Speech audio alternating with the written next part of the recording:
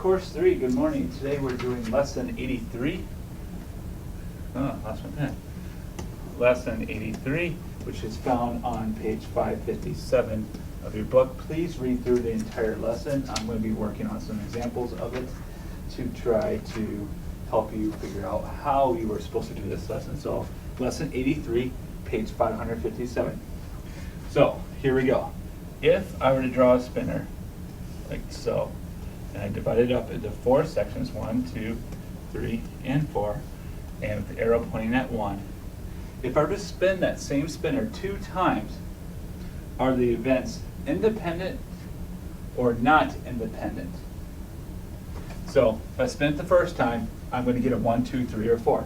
If I spin it a second time, I'm also going to get a 1, 2, 3, and 4. So one event does not relate to the second event at all.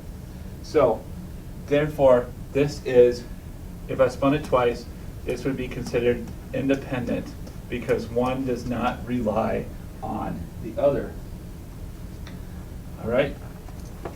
But today, the main focus of what we're doing today is on telling the difference between independent and dependent events. Independent events mean what happened the first trial does not affect what happens the second trial. In a dependent situation, though, what happens on one trial does affect what happens in the second trial. So, for example, if I had 4 different cards, 4 cards listed A, B, C, or D. All right, so I have those 4 cards labeled A, B, C, and D, and I have them face down on a table, scrambled up.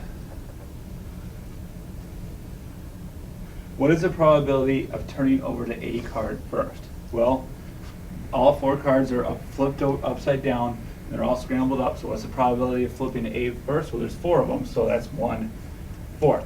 That is A first. What about if I did, in this order, A, then B? What would be the probability of doing that? Well, to flip over A, I would have 1/4. And I would multiply that by what's the chance of getting B? Well, A's gone, so there's only 3 cards left. So it'll be 1/3. And 1/4 times 1/3 equals 1/12. What about A turning over A, then B, then C? What would be the probability of doing that? Well, to get A, that'll be 1/4. To get B, that'll be 1/3.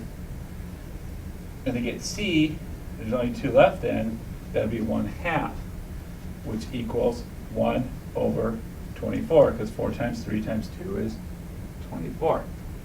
Now, what about the final one in this order? If I were to flip them over in this correct order, what are the chances? Well, A is still 1/4, B is 1/3, C is 1/2, and D is 1/1. There's a 100% chance that last card is going to be D. So that still equals 1/24. And that is an illustration of a dependent event because something has to happen first. So it's pretty straightforward that way. Now, if I said that 4 little cards back in problem B are face down the table, and someone turns that 1 card over and finds it as A, those 4 cards, remember, A, B, C, and D. If I pulled a card and I got an A, what is the probability that she is going to, or this person who flipped over to A is going to draw B, C, and D in alphabetical order? What is the chance that that's going to happen in perfect alphabetical order? All right, so what is the chance she's going to get, the person that's flipping the cards are going to get B, C, and D in that order? We already got A out of it, so we could eliminate that one. So what is the chance to get a B? Well, 1/3, because there's only 3 cards left. So now, what's the chance she's going to get a C? 1/2, because there's only 2 left. What's the chance she's going to get a D? Well, perfect chance. So what do we get? 1/6. So that's a way that we can look at independent, or dependent, events. Now, Now look at this one. In a bag are 6 marbles, 3 red, 3 red. We have 2 white and 1 blue in a bag. 3 marbles are drawn one at a time without putting them back. What is the probability of drawing red, then white, then blue? Okay. What is the probability of drawing red, then white, then blue? How many marbles are totally in that bag? Well, 3 plus 2 plus 1 is 6. So what's the probability of drawing 3 red the first time? Or drawing a red the first time? Well, that's 3 out of 6. Okay, but you're not going to put the marbles back. So what's the chance then of pulling a white one out? Okay, what is the chance of pulling a white marble out? Now we only have 5 marbles in that bag. So that's going to be 2 out of 5.